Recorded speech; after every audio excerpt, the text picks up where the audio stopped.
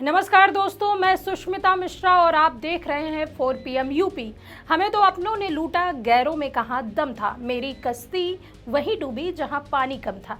ये लाइन आज यूपी के सीएम योगी आदित्यनाथ पर बिल्कुल फिट बैठती है, क्योंकि उनके अपने लोग अब उनके खिलाफ हो गए हैं। यूपी सरकार में योगी आदित्यनाथ के पीछे 2 डिप्टी सीएम हैं जो साई की तरह सीएम योगी के साथ रहते हैं, लेकिन अब उनके एक डिप्टी सीएम ने ऐसा बयान दिया है जिसे सुनकर सीएम योगी के होश उड़ गए हैं।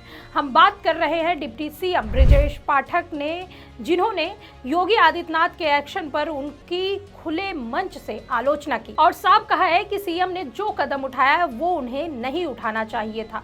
तो किस बात को लेकर ब्रजेश पाठक ने सीएम योगी आदित्यनाथ को गलत ठहराते हुए उनकी आलोचना की है, बताएंगे आपको इस रिपोर्ट में। 18 जनवरी को माघ मेले में मौनी अमावस्या पर अभिमुक्तेश्वरानंद पालकी में स्नान करने जा रहे थे।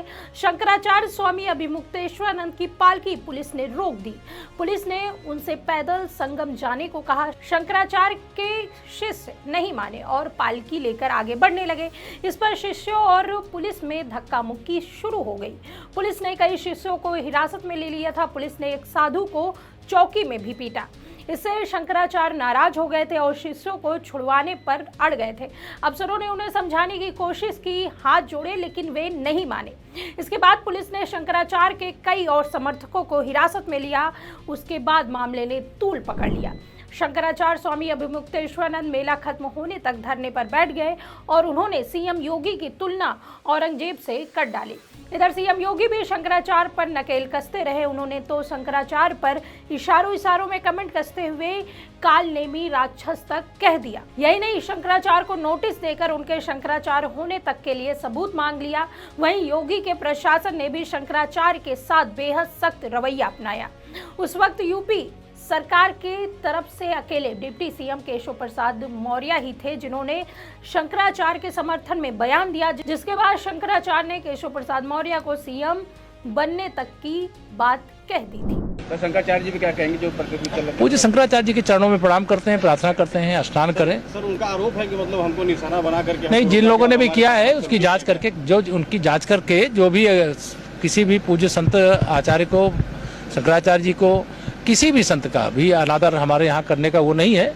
अगर कोई ऐसा किया होगा जांच करके कार्रवाई करेंगे, लेकिन उनके जो भी ऐसा किया है उसकी जांच करके कार्रवाई करेंगे। लेकिन अभी पहला ये है, भगवान शंकराचार्य जी के चरणों में प्रार्थना करता हूँ कि वो अपना जो भी विरोध है उसको समाप्त करके संगम स्नान करके मेले। उनके इस बयान के बाद यूपी की सियासत में भूचाल आ गया था। देखिए, जब ये सब चल रहा था उस वक्त योगी को दूसरे डिप्टी सीएम ब्रजेश पाठक ने मौन साथ लिया था। उनकी चुप्पी देखकर मानो ऐसा लग रहा था वो सीएम योगी के साथ खड़े हैं।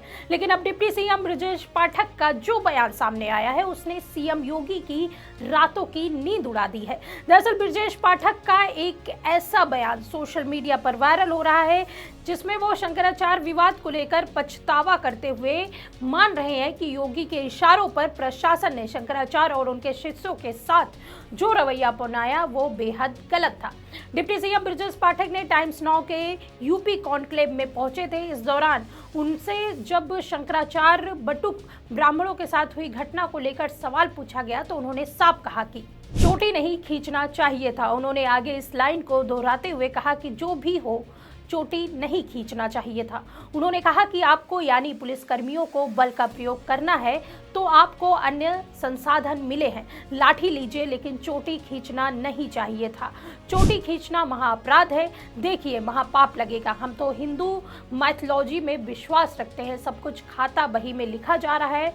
उन्हें बहुत पाप लगेगा, कई बरस बाद भी बहुत पाप पड़ेगा। सब खाता बही में लिखा जा रहा है। आज सत्ता की आंखों में आंखें डालकर पत्रकारिता करना मुश्किल हो गया है। हम पर मुकदमे से लेकर चैनल को बंद करने का दबाव बनाया जा रहा है। मुश्किल दौर है, लेकिन हम हार नहीं मानेंगे। इसलिए 4 PM को ज़्यादा से ज़्यादा ज्वाइन करें और स्वतंत्र पत्रकारिता को जिंदा रखने के लिए जितना हो सके हमारा आर्थिक सहयोग करें। उम्मीद है कि आपके सपोर्ट से ये जंग भी हम जीत जाएंगे। अब देखिए, डिप्टी सीएम ब्रजेश पाठक ने किसी का नाम नहीं लिया, लेकिन इशारों में सही उन्होंने ऐसे पुलिस वालों के पीछे खड़ी आदर्श सत्ता की ओर उंगली दिखा दी। शायद राजनीति की मजबूरी ना होती तो ये भी बता देते कि चोटी खिंचवाने के दोषियों पर किसका अभयदान था और ब्राह्मणों को अपमानित करना शुरू से ही किसकी राजनीति का वरदान है। अब देखिए, शंकराचार्य विवाद अब सामने आया तो योगी सरकार की बड़ी थू-थू हुई। ब्राह्मण समाज जो बीजेपी का कोर वोटर माना जाता है, उसके दिल में भी कहीं ना कहीं इस घटना के बाद सरकार से नाराजगी दिखी। अब देखिए, डिप्टी सीएम का यह बयान ब्राह्मणों की नाराजगी के बीच डैमेज कंट्रोल करने की कोशिश के तौर पर देखा जा रहा है, लेकिन अब दिखाई दे रहा है कि शंकराचार्य के मामले में योगी और उनके दोनों डिप्टी सीएम की राहें जुदा हो गई हैं। एक तरफ जहां योगी स्वामी अभिमुक्तेश्वरानंद को आचार्य भी नहीं मानने को तैयार है, तो वहीं दोनों डिप्टी सीएम शंकराचार्य के साथ हुए अत्याचार को गलत ठहरा रहे हैं। प्रयागराज के माघ मेले में शंकराचार्य स्वामी अभिमुक्तेश्वरानंद और प्रशासन के बीच हुआ टकराव अब बड़ा विवाद बन गया है। मामला सिर्फ धार्मिक आयोजन तक सीमित नहीं रहा, बल्कि इस पर सियासत भी हो रही है। इसको लेकर सपा अध्यक्ष अखिलेश यादव की तरफ से प्रतिक्रिया सामने आई है। अखिलेश यादव ने एक्स पर वीडियो शेयर करते हुए लिखा कि छोटे दे रहे हैं बड़ों को श्राप, कुकर्मों का पड़ेगा पाप। अब देखिए, एक तरफ योगी के डिप्टी सीएम शंकराचार्य स्वामी अभिमुक्तेश्वरानंद का समर्थन कर रहे हैं, तो वहीं योगी आदित्यनाथ अभी भी बाज नहीं आ रहे। उन्होंने हाल ही में 13 फरवरी को विधानसभा में बयान दिया कि हर व्यक्ति शंकराचार्य नहीं लिख सकता है। हर व्यक्ति शंकराचार्य नहीं लिख सकता। हर व्यक्ति हर पीठ के आचार्य के रूप में जाकर के जहां तहां वातावरण खराब नहीं कर सकता।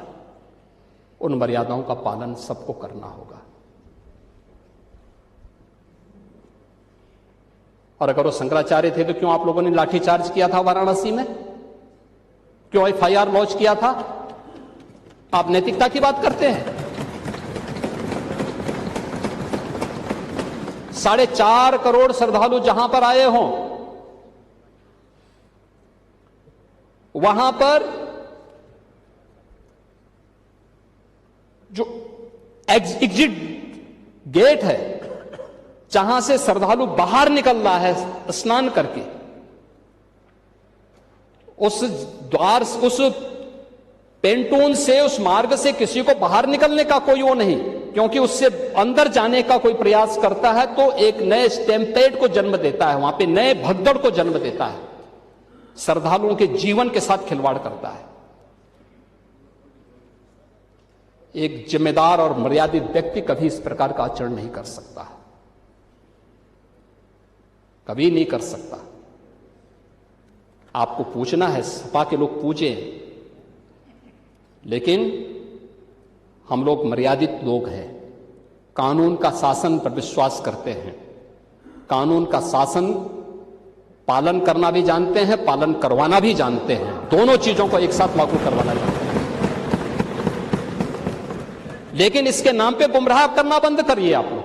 कुल मिलाकर देखें तो यह पूरा विवाद सिर्फ एक धार्मिक आयोजन का मामला नहीं रह गया, बल्कि सत्ता के भीतर चल रही खींचतान की कहानी बन चुका है। एक तरफ योगी आदित्यनाथ अपने फैसले और सख्त रुख पर अडिग दिखाई दे रहे हैं, तो वहीं दूसरी तरफ उनके ही डिप्टी सीएम इशारों में सही अलग अलग सुर छेड़ते नजर आ रहे हैं।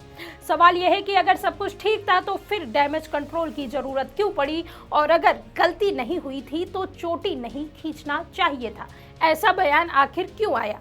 प्रयागराज के माघ मेले से उठा यह विवाद अब सत्ता की गलियारों तक गूंज रहा है। शंकराचार्य के साथ हुए व्यवहार ने न सिर्फ साधु संतों में नाराजगी पैदा की, बल्कि उस ब्राह्मण समाज को भी सोचने पर मजबूर कर दिया जिसे बीजेपी का पारंपरिक समर्थक माना जाता है। ऊपर से अखिलेश यादव जैसे विपक्षी नेता तंज कसने का कोई मौका नहीं छोड़ रहे हैं। अब असली सवाल यही है, क्या सिर्फ प्रशासनिक चूक थी या फिर सत्ता के भीतर नेतृत्व को लेकर कोई मौन संघर्ष चल रहा है?